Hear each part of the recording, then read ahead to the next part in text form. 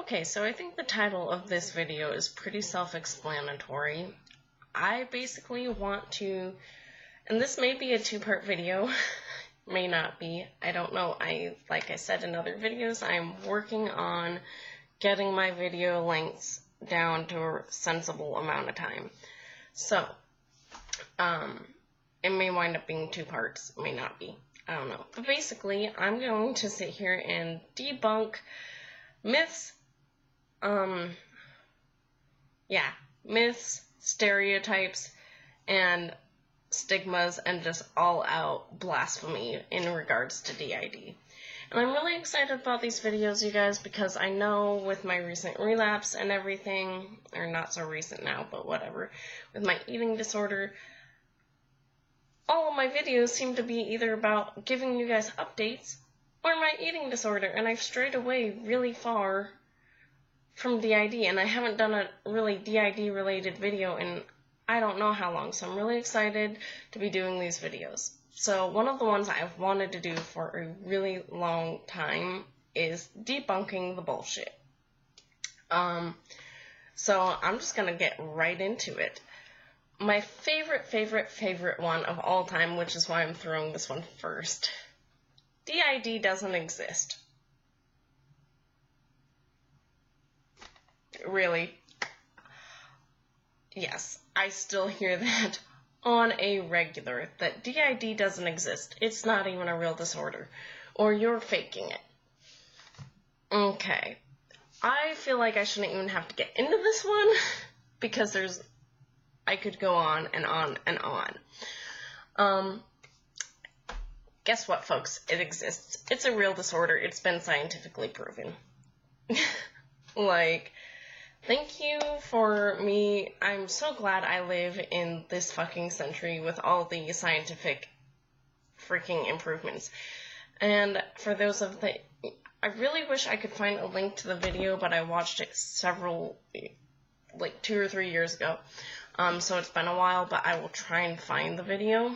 And if I can, I will later post a link down either in description or comments. But DID has actually been proven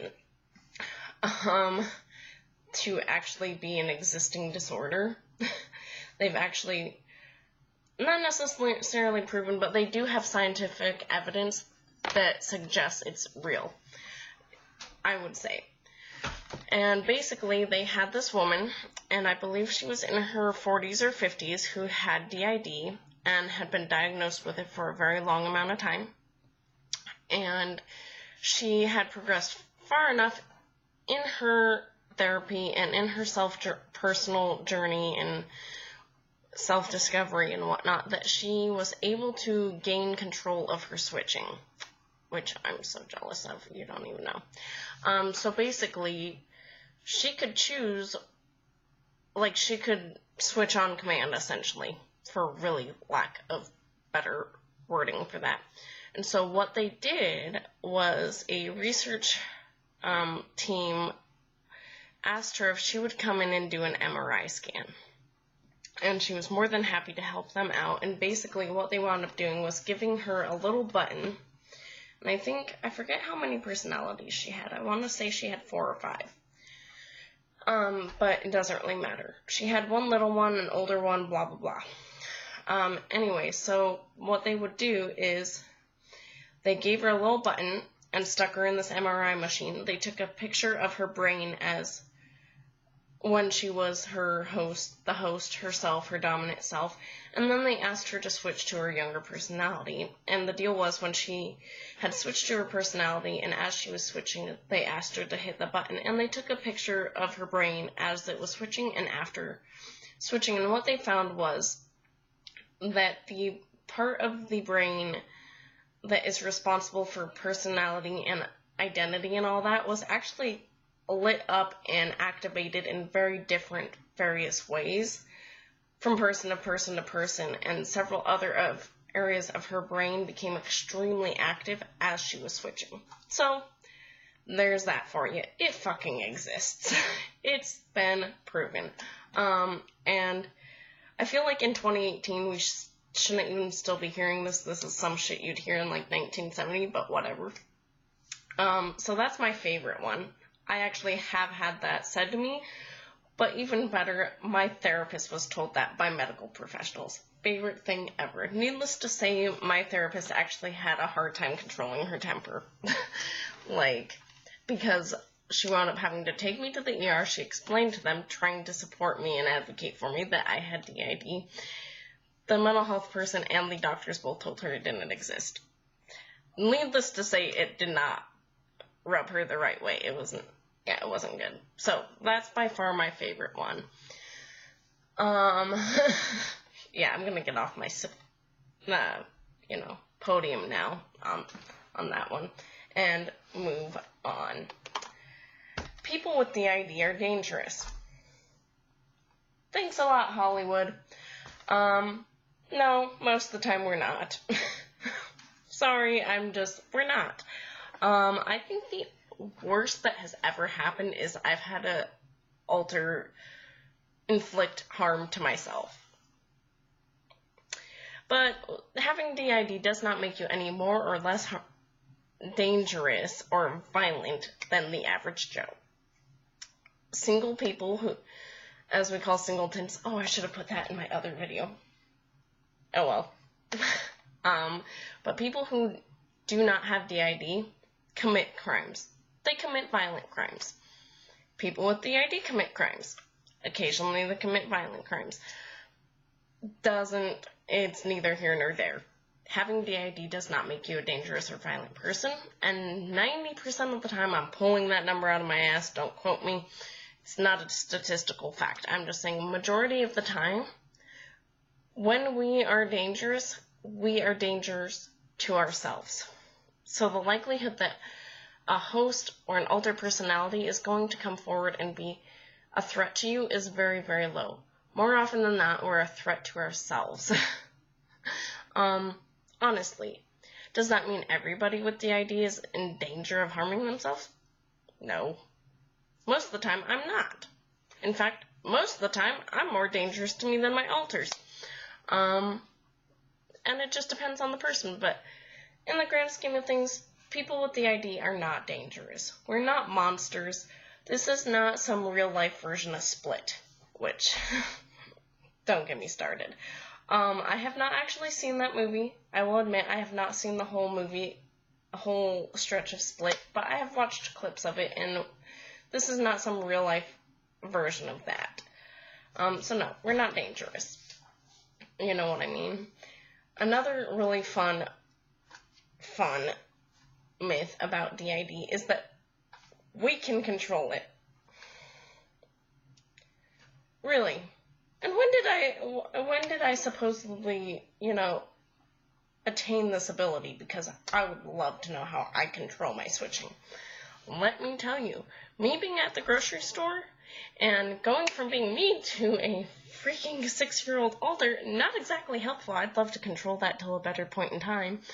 I'm not gonna lie. Some people who are really, really well progressed in therapy and their self-discovery journey, yes, they can control it to a point. Nothing is perfect in DID. So even the people who can switch on command and who can ask for other alters to be forward or ask them not to be forward,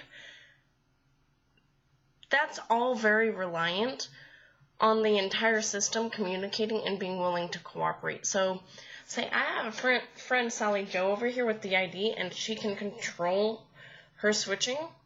It's not 100% guarantee. She may go 10 years controlling her switching and asking alters to be present or asking them not to be, and one day they could just sit there and go, I don't give a fuck, and she won't be able to control it anymore. So I want to throw that out there, and in the grand schemes of things, people with DID cannot control themselves. People who have control over it do tend to think, like, I will have control over my switching and stuff forever. No. They have it contained for now. There could very well be a point in time when they're no longer able to control it. I personally cannot control my switching. I can't. I never have been able to. There have been times when I felt it coming on, And I try and stay grounded, but if that person really wants to come forward, there's nothing I can do. And with me, it goes either way. If I feel a switch about to happen, and I am, say, like, I've had it happen in therapy, where I've felt myself about to switch, and I've had to sit there and really work on grounding for a minute, sometimes that personality is like, oh shit, she's really trying to ground herself. I guess this is not a good time. And it wasn't, because I was in the middle of a conversation I really needed to finish with my therapist. And other times it's just like, still switches anyways, for whatever various reasons. So, majority of the people with D.I.D. can't control it. And the ones who can, it's not a guaranteed, set in stone, last forever thing. Yeah, I don't know what else to say. So, I forget what we're on. I think I'm at number 5. I think if you don't black out, you don't have D.I.D. This is a really common, it's not so much a myth, it's a stigma, and it's a stereotype, that in order to have dissociative identity disorder, you have to black out or lose time / have amnesia. Is that really common? Absolutely. In systems that don't communicate very well or aren't co-conscious, it's extremely common. That's why it's one of the stupid things in the DSM-4, is because it's extremely common for people to lose time. I lose time all the stinking time, no pun intended. I almost always do. Very rarely do I not lose time. But there are systems that are co-conscious, and there are systems that communicate very well, and those people do not lose time. They remember everything that happens when the altar's out. They just don't have any control over it. So, like, in a co-conscious / very well communicating system, Holly could be present and fronting, and I would be fully aware of what Holly is doing, but I wouldn't have any say-so. So, like, if Holly went to make a cup of green tea, and I freaking hate green tea, I can't stop her from drinking green tea. It's not my choice. So, and in that case, I would remember drinking green tea, but, so, yeah, no, it's bullshit. It's a stigma. It's a stigma based off a very common experience, but it is a stigma nonetheless, and it's bullcrap. Just because you don't lose time, or you don't black out, or you don't have amnesia, does not necessarily mean you don't have D.I.D., or that you're faking it, or that's not what it is. So, yeah, that's definitely, yeah. And I think I'm going to throw this one in here, because it's going to link me to kind of be a really good segue into another video I want to do that I almost didn't do, but I felt with the popularity it's getting on in the media, I need to do, and that is people who allow their little / younger personalities to be forward and play at will are littles from the BDSM/DDLG community. This one is just stupid. This one I don't even have an excuse or explanation for. It's just stupid. And it's just stupid because I try and make time for my teenagers and whatnot to come out and have their own time, or they can just do what they want. It just makes things work smoother, and I allow time for my grown-ups or older personalities to come out and do what they need to do / want to do. And I do the same thing with my littles. However, when I sit there and let, Holly go out in public or have her own time, no one is assuming I'm a part of this community.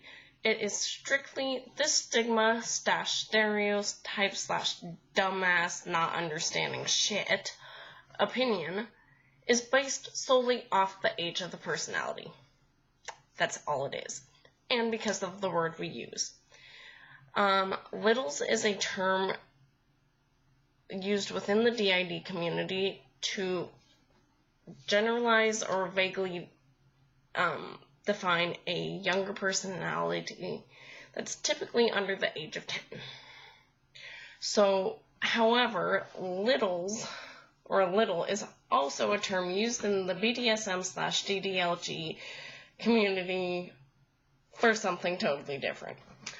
So one, it's the same term used very differently, and two, it's due to the age ranges. Let me again, leading into a great segue for a different video. But to quickly answer that, nope, we are not. Sorry. Yes, I have toys all over my house. All over my house. Yes, I have sat there and told people I feel little at times. Is it completely different? Abso-fucking-lutely. Can people with D.I.D. have younger personalities and be a part of the BDSM DDLG community? Yes. But I'm guessing that's probably a lower number. That it's not very common. And in no way does it mean that that is the community we are a part of. It means we have alternate personalities and things work more smoothly when we do our damnedest to make sure everyone's needs are met. Which means, occasionally, my teenagers need to be able to come out and listen to whatever fucking music they want to listen to. Or my adults need to be able to come out and read whatever fucking book they want to. And yes, that means occasionally my littles need to be able to come out here and play and talk to my fiance and watch cartoons. Doesn't make us part of that community. And I'm just going to end this video there because those are my 5 major myths. So, and I may do a part 2. I don't know. I need to look at my notes, which I don't have in front of me right now. So, thank you everyone for watching, and as always, subscribe. If you like this video, please definitely click like if you like the content of this. I'm trying to get a better feel of like what content people want to see, and giving my videos a thumbs up or a thumbs down definitely helps me figure out like what people want to see from our channel. So definitely subscribe, like, blah blah blah, you know the drill. Alright, thanks.